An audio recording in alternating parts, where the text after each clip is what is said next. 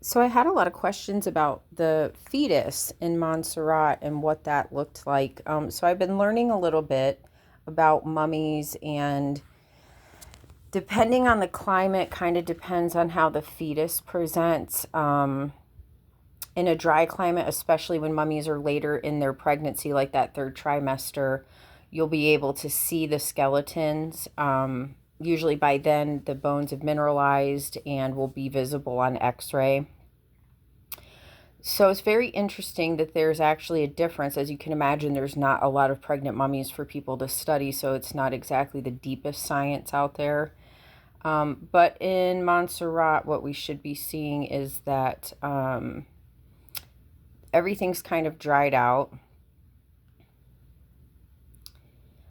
And there's things that factor into it, like how much the mummy is moved, as tissues decay, even inside the body. As you can see, like, her lungs have pretty much decayed, her heart's gone, her liver's gone. Like, I think she had a little bit of bowel and residual fecal material, and that was about it. Same thing happens with the baby. So, one of the first things to go is your cartilage. So, all of your bones are going to disarticulate through the process of decay. So, this is your coronal view. We're coming in to the abdomen. Now, the first thing you start seeing, I want to window just a little bit more and see if I can make it a little less. Okay. At the bottom down here, you're starting to see bones that belong to the fetus. So that fetus has decayed, gone through a process of decay, and the bones have become disarticulated from each other or loose inside of the abdominal cavity. So there's more bones that belong to this fetus.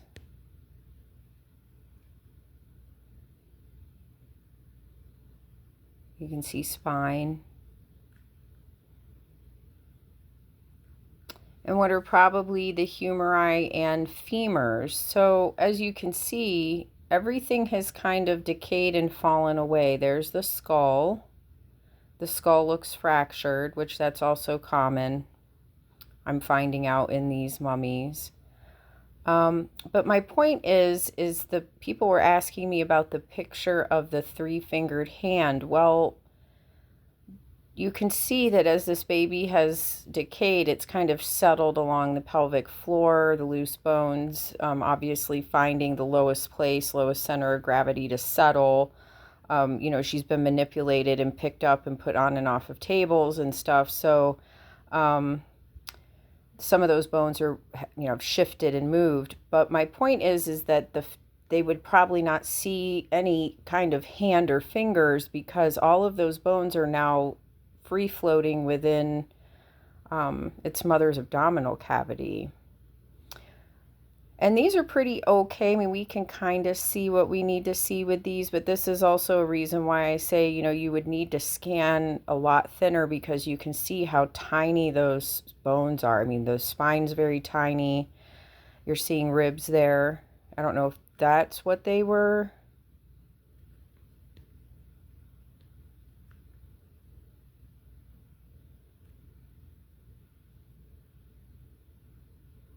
But those are ribs.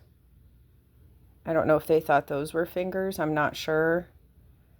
But that's why I'd say you'd have to do a lot thinner slices. I think they did these at 1s or 2s or 2s or 3s. Really do a really, really shallow, like a 0.4 millimeter. Let's see, let's bring up another.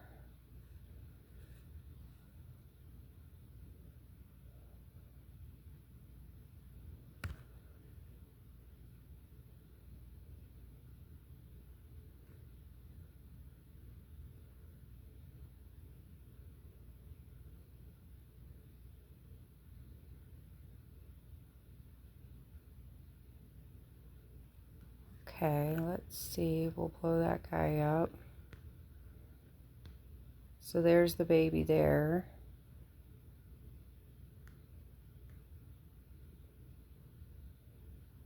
Skull. So we're moving down.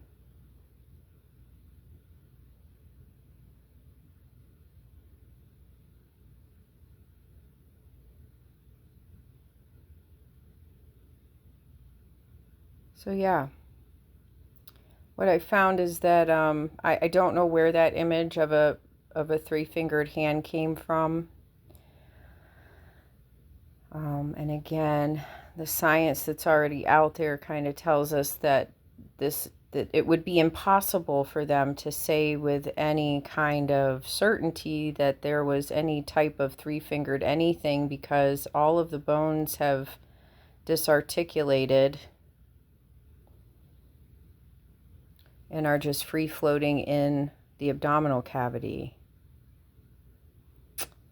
So I'll end there, but that is the fetus in Monserrat. Thanks.